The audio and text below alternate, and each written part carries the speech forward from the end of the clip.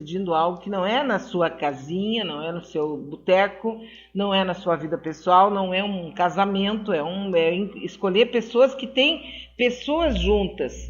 Porque tu escolhe uma pessoa e junto com ela vem toda uma turma. E junto com ela vem um projeto, que foi o que aconteceu com o Bolsonaro, que primeiro com o Temer, que foi o que deu o pontapé no projeto de destruição nacional, e depois chegou então a turma do Bolsonaro, né, a turma do funil, estão fazendo o que estão fazendo. É tudo muito claro, assim, para quem acompanha a política, as coisas ficam muito claras, mas para quem não acompanha, que é uma boa parte da população que está interessada em outras coisas que não na questão política, o caso fica muito claro, evidente. Lá no estado de São Paulo, por exemplo, eu li uma matéria não me lembro quem, mas é uma pessoa da Globo, dizendo que, daqui a pouco eu lembro, dizendo que isso é um resultado das políticas do PT. Só que quem está no poder, tanto no poder estadual, há 32 anos é o PSDB, são os tucanos, né? E quem está na prefeitura, com alguns interregnos ali do PT e tal, também são os tucanos. Mas eles dizem isso e as pessoas acreditam, porque eles dizem. É impressionante o negócio, né? Mas eu tenho um material aqui, muito legal da Vera Gagliardi comentando com a gente a situação lá de São Paulo. Uma situação gravíssima, seríssima de São Paulo, né? E ela nos traz aqui uma espécie de boletim para a gente poder mais ou menos entender o que aconteceu de tão sinistro lá na área de São Paulo ontem, não é? Vamos ouvi-la. Bom dia, Beatriz. Bom dia, amigos da Rádio Manaua. A gente começa a semana aí numa situação muito complicada aqui na cidade de São Paulo, viu? Tivemos uma segunda-feira de caos, segunda-feira onde São Paulo ficou parada, tanto a capital paulista como várias cidades da região metropolitana oeste e outras cidades do interior de São Paulo, porque o rio Tietê transbordou, o rio Pinheiros transbordou e outros afluentes também transbordaram, provocando um cinturão de calamidade pública aqui em volta da capital paulista. Sabe, a população viveu horas e horas de terror, viveu numa situação muito difícil, as pessoas ficaram ilhadas, o trânsito não andou, né? E muitas pessoas passaram mais de 12 horas paradas em ruas, em rodovias que mais pareciam rios e mar de águas, esperaram por mais de 12 horas, sem alimentação, sem água, sem banheiro. Teve que a Polícia Civil teve que usar também até mesmo helicópteros para chegar em algumas pessoas, para socorrer crianças que precisavam fazer hemodiálise. Olha, foi um dia de transtorno, de perigo, sabe? Situação de calamidade pública mesmo aqui na cidade de São Paulo. Os especialistas dizem que essa tromba d'água começou a cair à meia-noite de domingo e caiu incessantemente, né? Durante toda a manhã de segunda-feira, elas têm as mesmas características daquela que caiu em Minas Gerais e Vitória e provocou todo aquele estrago que a gente já havia visto, inclusive comentado aqui pela Rádio Manaua, né? Então essa configuração se formou novamente, dessa vez desabou sobre São Paulo, né? E logo no início da noite de segunda-feira caminhou para o Rio de Janeiro, de onde já nas primeiras horas da noite de segunda-feira a gente já podia ver ruas e avenidas de Niterói, da Baixada Fluminense, também mais parecendo um mar de água, um rio de água. A gente não sabia onde terminava uma avenida e começava outra, não sabia se era avenida, não sabia se era rua, era a mesma coisa da situação aqui de São Paulo. Ficou todo mundo indignado, a prefeitura, o governo do estado, as emissoras de televisão, todos pedindo para as pessoas não saírem de casa, que quem estivesse em casa não saísse para lugar nenhum. Ou seja, ficou todo mundo sem poder fazer nada, completamente fora de um cotidiano de uma grande cidade como é São Paulo, né? E aí, para variar, durante todo o dia, o prefeito Bruno Covas não se manifestou, foi se manifestar no final da tarde, dizendo que tinha feito algumas coisinhas ali, umas obrinhas de drenagem e tal, mas, na verdade, o que a gente sabe é que até agora, nesses 3 anos de gestão que ficou intercalando entre Dória e Bruno Covas, né, na verdade, toda a verba que tinha para serviço de dessassoreamento de rios, né, para fazer piscinão, esse tipo de coisa, não foi usada. Foi usada muito pouco dessa verba, cerca de 40%. Então, não foi feito um trabalho realmente do poder público de combate à enchente satisfatória, mesmo sabendo que o volume de água que caiu foi um volume muito maior do que a gente já havia imaginado, é o maior dos últimos 37 anos. Bia, para você ter uma ideia, teve lugares que a água chegou a subir 2 metros a 3 metros. A minha altura é 1,60 m, sabe? Se eu tivesse em algum lugar desse, a água tinha me encoberto. Né? Olha, invadiu garagens de prédios, sabe? Destruiu carros. E aí a gente tem aqui o CEAGESP, que é um centro de distribuição de alimentos aqui na capital paulista, que ficou debaixo d'água tudo debaixo d'água. Os caminhões que chegaram não conseguiram levar os alimentos, as frutas. Então é uma perda material, é uma perda física, e teve até mesmo vítimas. Aqui na cidade de Osasco houve um deslizamento. Infelizmente o menininho Cauã, de apenas 8 anos, estava dentro da casa que desabou. Conseguiram socorrer ele está em estado grave no hospital. Então, estou mandando essas informações aí para vocês entenderem que a situação aqui realmente foi bem caótica na segunda-feira, né? E a gente está amanhecendo aqui com a expectativa de não chover, porque se chover mais, a situação tende a se agravar, Bia. É muito complicado o que está acontecendo aqui em São Paulo. Tá? Eu vou te mandar umas imagens, porque através dessas imagens você pode também fazer uma observação mais ampla aí para suas ouvintes. Tá? Um beijo para vocês e eu volto a qualquer momento com mais informações aqui de São Paulo.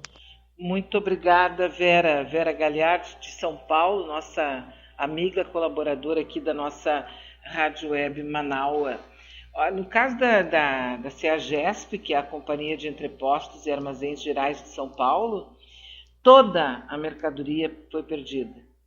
O Paulo Murad, que é diretor do Sindicato do Comércio Atacadista de Hortifruti, Granjeiros e Pescados, disse numa entrevista ao UOL que frutas, verduras e pescados afetados pelas águas, todos deverão ser descartados, ou já estão descartados. Perda total. Nada do que está lá foi aproveitado ou será aproveitado. Se chegar a 15% é muito, nem isso ele acredita que sim. Então há risco de falta de alimentos e de os preços, obviamente, dispararem na capital paulista nesses dias próximos, hoje, amanhã e nos próximos dias. Hoje de madrugada iria acontecer uma feira de pescados e flores. Tudo foi cancelado. A entidade disse que está tomando medidas possíveis para retomar as atividades o mais rápido possível. A água da enchente da CEAGESP já está baixando, mas o acesso está bloqueado e não está em condições. Os prejuízos só poderão ser calculados depois que a entrada dos funcionários for liberada e o local passar por uma asepsia com cloro. Eles vão lavar tudo com cloro, né? A limpeza deve durar 2 dias. O diretor do sindicato vê o risco de falta de abastecimento na cidade e, obviamente, aumento dos preços. O Bozo não se manifestou, não disse nada. O governador está nos países árabes, está em Dubai, no meio da riqueza, conversando com bilionários, né, o do João Dória. O prefeito não também se manifestou, não teve. É assim, ó, é uma espécie de dane-se, salve-se quem puder, sabe? Absolutamente salve-se quem puder. Num país que se disse para muita gente, né, que olha, nós estamos combatendo a corrupção, nós vamos ser implacáveis contra a corrupção, etc. e tal, né? Mas está aí a notícia, né? A relação, uma delação feita pelo Eike Batista está hoje nos jornais, está dizendo que ele próprio entregou 20 milhões para o Aécio Neves. E tem outras denúncias contra o Aécio, todas elas caducam. Eles não fazem nada.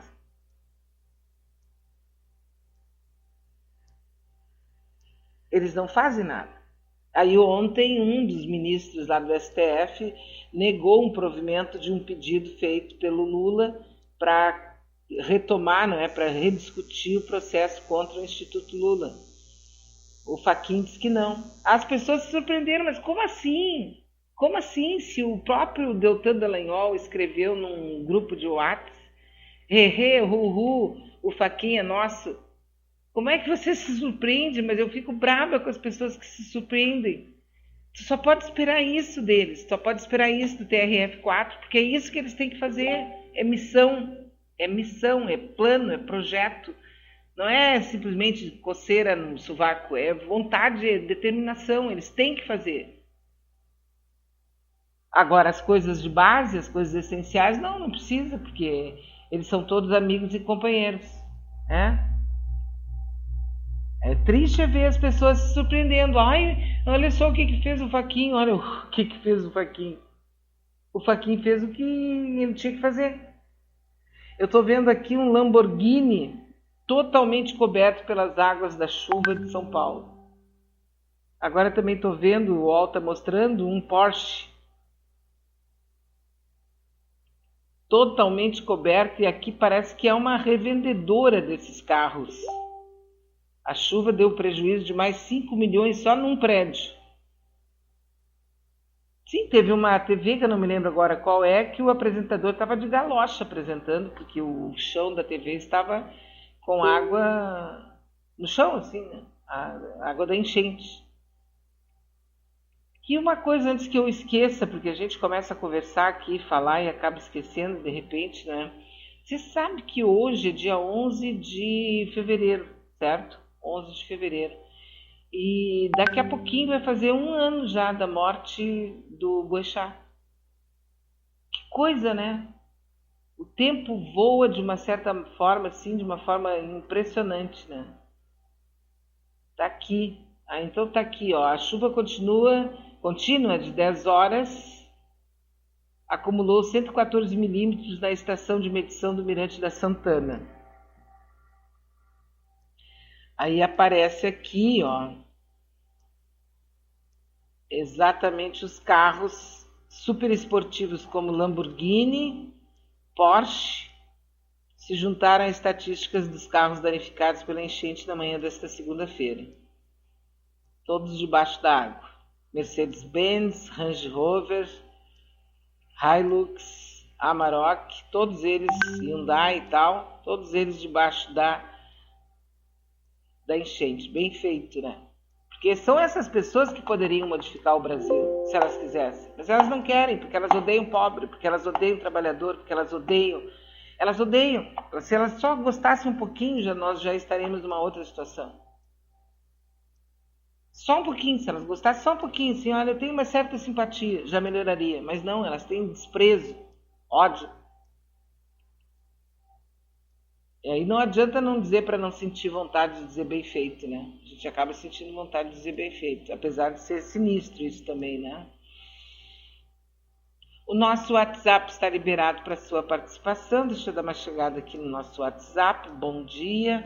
986877340, 986877340. 986877340. Pode participar e conversar, né? Temas que você acha que sejam realmente, que muitas vezes para mim pode não ser, eu posso ter passado batido, mas tu achou que o tema é relevante, que tem alguma estratégia nesse tema, que é um assunto que muitas vezes o assunto que tu fala pode ser um assunto, nada a ver, mas aí quando tu começa a conversar, tu vai ver que está entrando numa questão cultural do país, e daí passa a ser importante, não o fato em si, mas a discussão que está escondida naquele fato ali, né? Então me manda também, é 986-877340, 986-877340.